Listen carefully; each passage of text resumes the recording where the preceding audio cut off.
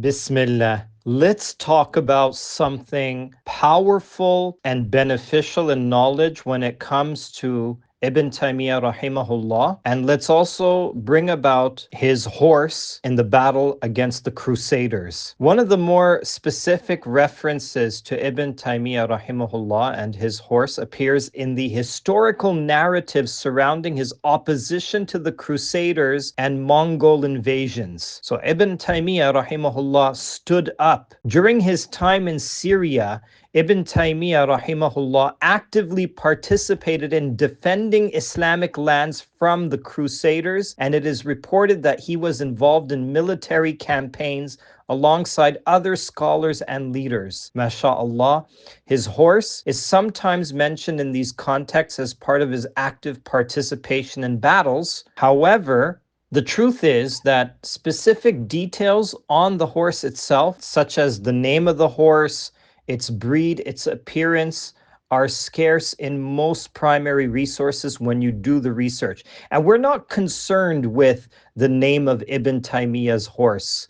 We're not concerned with the breed or the appearance of the horse.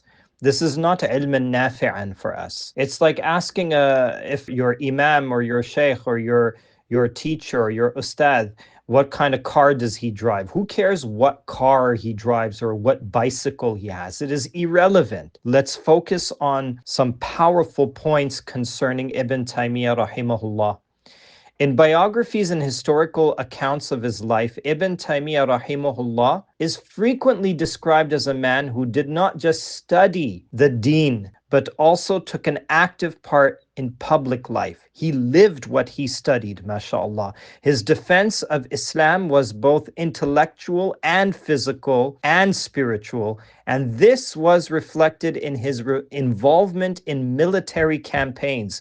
His horse is emblematic of his readiness to serve. The scholar warrior, the mujahid talib, was common among scholars of his time, who often balanced their religious duties with political and military actions, maa-shaa-Allah. Now, of course, we can undeniably connect, the character of a horse, the good characteristics of a horse, with anyone's good character. For example, the horse is strong, resilient, and loyal. But let's set aside that and let's look at Ibn Taymiyyah Rahimahullah and his ability to stand firm against various political and religious pressures, and his ability to remain steadfast and uncompromising and loyal to the cause of Islam, loyal to the cause of Allah subhanahu wa ta'ala. Look, when it comes to the horse, let's not focus more on that anymore. Specific sources that mention his horse are few and far between. However, Ibn Taymiyyah Rahimahullah, when you look at the biographies or the sources,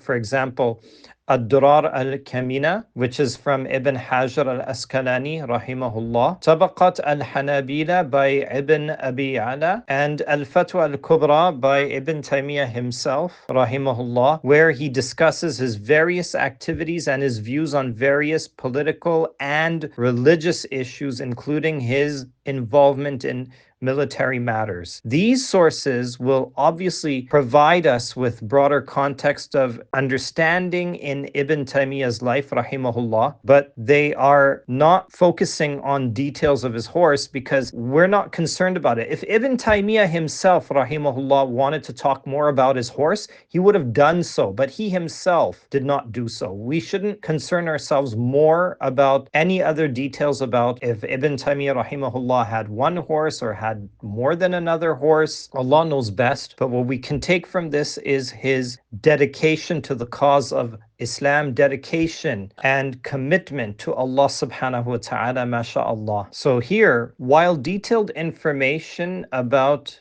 Ibn Taymiyyah's horse, rahimahullah, is not widely available, the few mentions of it underscore his role as a scholar who was also involved in defending the Muslim community intellectually, spiritually, in every way that he could. Inshallah, may Allah accept his efforts and the inspiration he passes on to our generation. The horse, like many such animals in the medieval Islamic world, symbolized strength, commitment, readiness to take action when necessary. So we leave it at that. Let us share in a dua. Allahumma salli ala Sayyidina Muhammadin Nabiyyin Ummi wa ala alihi wa sallim tasliman kathiran kathira abadan abada. Subhanallah. Wassalamu alaikum wa rahmatullahi ta'ala wa barakatuh.